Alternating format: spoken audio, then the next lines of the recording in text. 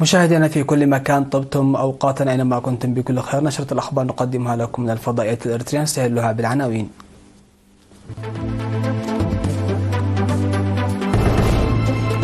منتدى وطني لتعزيز مشاركة المرأة في التنمية والزراعة الصناعية. مشاركة واسعة في نفير حصاد توخي من الأمطار غير الموسمية في دباروا.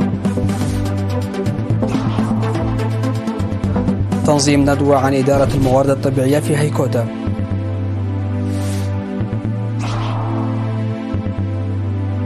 واشنطن تنشر مقاتلات F-15 في الشرق الأوسط.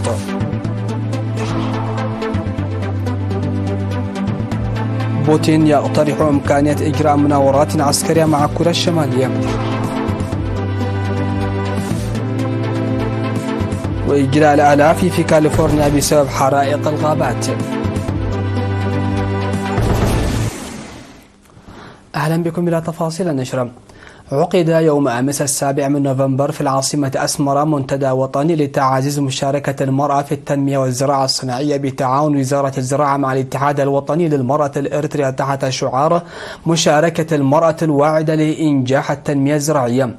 قدمت في المنتدى توضيحات وأبحاث كان أبرزها كلمة وزير الزراعة السيد أرفعين برهم والخطط الاستراتيجية لضمان الغذاء الصحي التي يمتد تنفيذها من عام 2024 وحتى عام 2028، وتأثير الغلاء على المنتجات الزراعية وأنشطة تربية النحل وتجهيز السماد الطبيعي من المخلفات المنزلية، ودور المرأة في الغذاء الصحي والابتكار الزراعي، بالإضافة إلى أهمية السلامة في الإنتاج الزراعي. وقدمت رئيسة الاتحاد السيدة تخاتسا ميكيل توضيحا بعنوان دور اتحاد المرأة في تطور المرأة الإريترية، بالإضافة إلى أوراق العمل والتوضيحات حول استراتيجيات تطوير المرأة ومبادرات إنتاج السماد الطبيعي ومشاركة المرأة في استعمال الأدوية الزراعية والدورات المهنية للمرأة وأنشطة الادخار والتمويل المصغر. وبعد مناقشة المشاركون سبل تشجيع مشاركة المرأة في الزراعة الحديثة بشكل عام والمنتجات الزراعية بشكل خاص، ومعالجة العوائق في استخدام الأراضي وطلب السوق على المنتجات الزراعية، وتعزيز برامج التدريب والتوعية الزراعية، وتعزيز التكامل بين المؤسستين للتشاور حول المشاركة الحالية للمرأة في الأنشطة الزراعية، والعمل الجاد على رفع مستوى الوعي بزيادة الأعمال الزراعية بين النساء، والحث على ضمان التكامل بين المؤسستين من مستوى السياسات إلى التنفيذ. وأكدت السيدة تخا أن تعزيز دور المرأة في التصدي التنموي المتكامل يعد أحد الأهداف الرئيسية للاتحاد. وأوضح وزير الزراعة السيد أرفعين برهم بدوره أن المنتدى الوطني سيزيد من تعزيز البرامج المشتركة التي يتم تنفيذها مع اتحاد المرأة، وتقييم ومتابعة الإنجازات من خلال تشكيل لجان مشتركة على مستوى القرى. وقدم في المنتدى نماذج زيادة القيمة الإنتاجية، بالإضافة إلى نموذج لموقد محسن من قبل أعضاء قوات الدفاع. شارك في هذا المنتدى الأول من نوعه 180 شخصا من ممثلي جميع مكاتب وزارات الزراعة واتحاد المرأة وممثلي جمعيات التجارة الزراعية والمزارعين النموذجيين والشركاء في العمل المرتبط برعاية المرأة وتطويرها.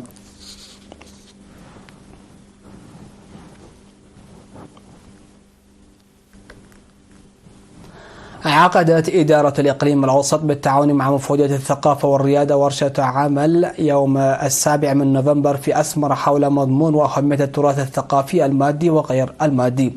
وقال مفوض الثقافة والريادة السفير زمد تخلم إن ورش عمل مماثلة عقدت في الأقاليم وحققت نتائج مشجعة، وذلك بهدف استكشاف التراث غير المادي والحفاظ عليه.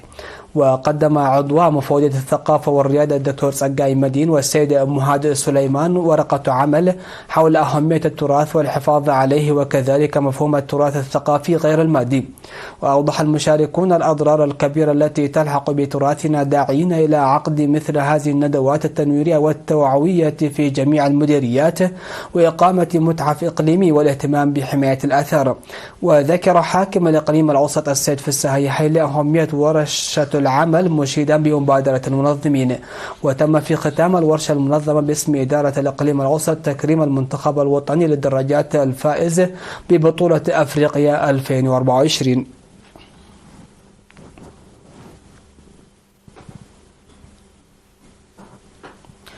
نظمت في الفترة من 25 من أكتوبر وحتى 7 من نوفمبر أنشطة النفير بمشاركة واسعة للطلاب وموظفي المؤسسات الحكومية وأعضاء قوات الدفاع الإريترية بنفير جماعي لحصد المزارع التي وصلت إلى مرحلة الحصاد تجنبا للأمطار غير الموسمية قبل هطولها في مديرية دبارو. أفاد الخبير الزراعي في المديرية السيد مدهني عقباي أنه قد تم حصد المزارع الواسعة الانتشار في ضواحي عد بزحنس وتر أمني ومراب وغزالامزة وعد قدي وعدي لوغو وقرطيطي وعدي كي وعدي توخلا وكساد دعرم. وأضاف أنه تم زراعة 23,605 هكتار إجمالا على مستوى المديرية، زرع منها 16,926 هكتارا بالبقوليات و5,940 هكتار بالحبوب و350 هكتار المتبقي بالبذور الزيتية.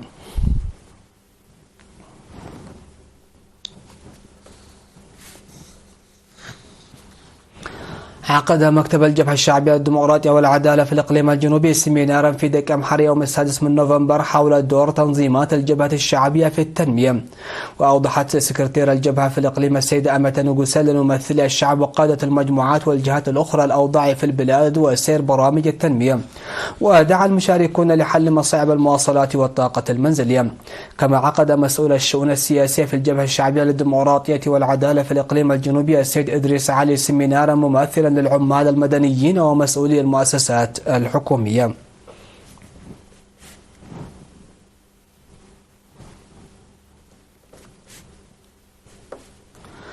نظم قسم خدمات الرقابة الإقليمية في إقليم القشبركة سيمينارا تنويريا حول إدارة الموارد الطبيعية في إطار جهود رفع وعي المجتمع في الأمن البيئي وسلامة الغذاء واستخدام المبيدات الحشرية.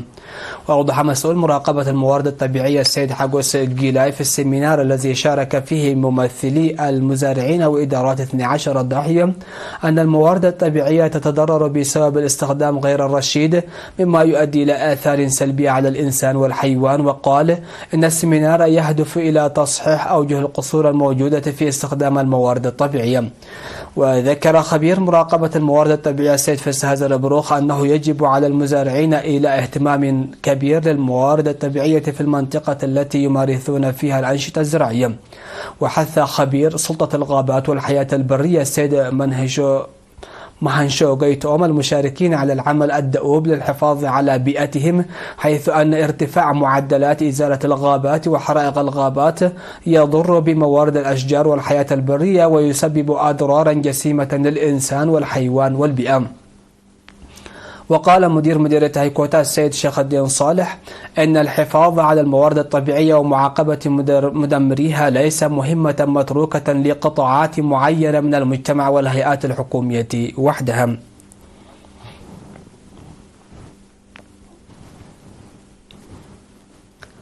نظم مكتب التعليم بمديرية شامبيقو دورة تدريبية للمعلمين الجدد حول أساليب التعليم وطريقة تقديم المواد الدراسية. أوضح مسؤول المكتب الأستاذ محاريج شامي أن الدورة نظمت ضمن الجهود التي تبذل لرفع أداء وكفاءة المعلمين لتحسين الخدمات التعليمية المقدمة. وأوصى الأستاذ محاري المعلمين لتحمل المسؤولية المهنية إلى جانب الاستفادة من الدورات المنظمة التي تقدم المعلمين بانتظام والعمل بجد لتطوير إمكانياتهم وتبادل الخبرات من المعلمين الذين يعملون في المجال إلى جانبهم. عقد مسؤول مكافحة الجريمة في إقليم جنوب البحر الأحمر الرائد كبروم نجدي سيمينار في عصب لطلاب المرحلتين المتوسطة والثانوية لغرس الوعي القانوني لدى الطلاب. وأوضح أهداف ومهام الشرطة ومعنى الجريمة قانونيا ومسؤولية الشرطة لمكافحة الجريمة وأهمية تعاون الطلاب مع الشرطة. وذكر الرائد كبروم تسجيل 65 جريمة و149 مخالفة على مستوى الإقليم في الأشهر التسعة الأولى من عام 2024. وقال إن سلام وأمن المجتمع يتطلب وعي ومشاركة كل مواطن. من جانبه دعا قائد شرطة المرور الرائد هبت جبرو الطلاب على القيام بدور مهم في الحد من الحوادث المرورية التي تسبب أضرارا جسيمة في الأرواح والممتلكات. وذكر الطلاب بضرورة زيادة معرفتهم بالقانون وإعطاء الأولوية للسلامة واحترام الإشارات المرورية.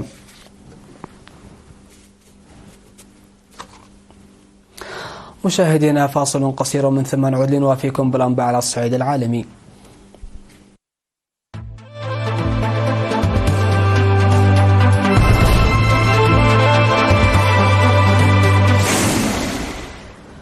أهلا بكم على الصعيد العالمي. أعلنت القيادة الوسطى الأمريكية أن طائرات سترايك إيجلز المقاتلة من طراز F-15 التابعة للقوات الجوية الأمريكية وصلت منطقة عملياتها في الشرق الأوسط. ويأتي نشر هذه الطائرات في ظل استعدادات أمريكية للمساهمة في صد رد إيراني محتمل على الهجوم الإسرائيلي الأخير. وجاء ذلك بعد أقل من أسبوع على إعلان وزارة الدفاع الأمريكية البنتاغون أن واشنطن ستنشر مزيدا من الأصول العسكرية إلى المنطقة. وأكدت القيادة الأسبوع الماضي وصول قاذفات أمريكية استراتيجية من طراز بيغ 52 إلى منطقة عملياتها. وحسب البنتاغون فإن الولايات المتحدة قررت نشر أصول عسكرية إضافية في الشرق الأوسط بينها مدمرات دفاعية ضد الصواريخ البالستية وطائرات مقاتلة. وقبل ساعات من هذا الكشف أعلنت وزارة الدفاع الإسرائيلية توقيع اتفاقية مع شركة بوينغ الأمريكية لشراء 25 مقاتلة متطورة من طراز F-15 ضمن صفقة تصل قيمتها إلى 5.2 مليار دولار. اقترح الرئيس الروسي فلاديمير بوتين إمكانية إجراء مناورات عسكرية مع كوريا الشمالية. ووفقا لوكالة رويترز ووكالة تاس الروسية الرسمية للأنباء، تحدث بوتين عن هذا المقترح خلال جلسة عامة للاجتماع السنوي لنادي فالداي الدولي للمناقشات في مدينة سوتشي الروسية. وفي معرض إشارته إلى معاهدة المشاركة الاستراتيجية الشاملة التي وقعتها روسيا وكوريا الشمالية في يونيو الماضي، أشار بوتين إلى المادة التي تلزم كل طرف بمساعدة الآخر في حال تعرضهما لعدوان من قبل دولة أخرى. وقال بوتين إن اتفاقية المشاركة حددت ملامح التعاون بين روسيا وكوريا الشمالية.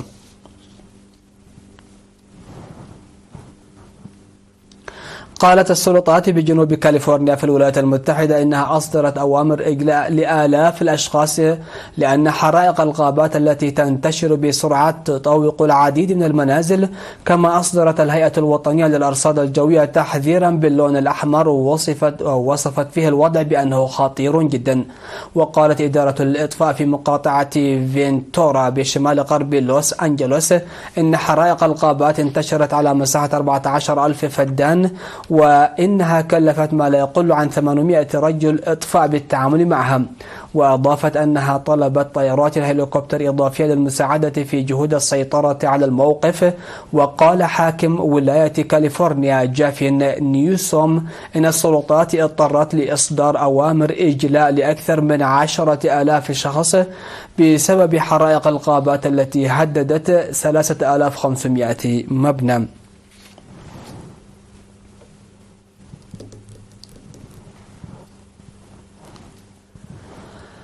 الخبر الأخير في هذه النشرة: شهد جبل فوجي الذي يعد من أبرز الرموز الوطنية في اليابان أطول فترة غياب للثلوج عن قمته منذ بدء تسجيلات الطقس قبل 130 عاما. وعادة ما يبدأ تساقط الثلوج على القمة في أكتوبر، لكن هذا العام تأخرت الثلوج حتى أوائل نوفمبر، ما أثار القلق بين السكان المحليين خاصة في مدينة فيجيوشيدا الواقعة عند سفح الجبل.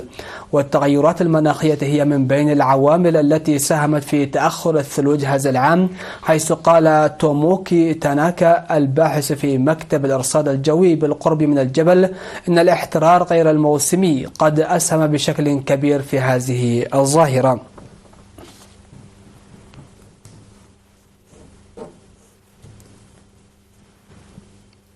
ختاما لنشرة هذا المساء، هذا تذكير بأهم وأبرز العناوين.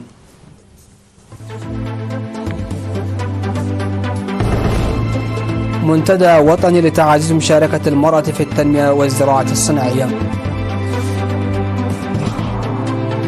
مشاركة واسعة في نفير حصاد توقية من الأمطار غير الموسمية في دباروا. تنظيم ندوة عن إدارة الموارد الطبيعية في هيكوتا.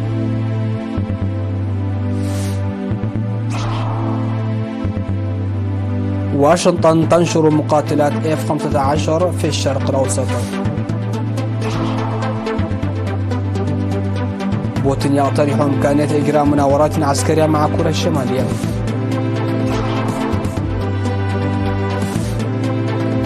إجلاء الآلاف في كاليفورنيا بسبب حرائق الغابات. سادتي سيدات، هكذا نكون قد وصلنا وإياكم إلى نهاية نشرة هذا المساء. هذه تحيات وتحيات الفريق العامل، ودمتم في أمان الله.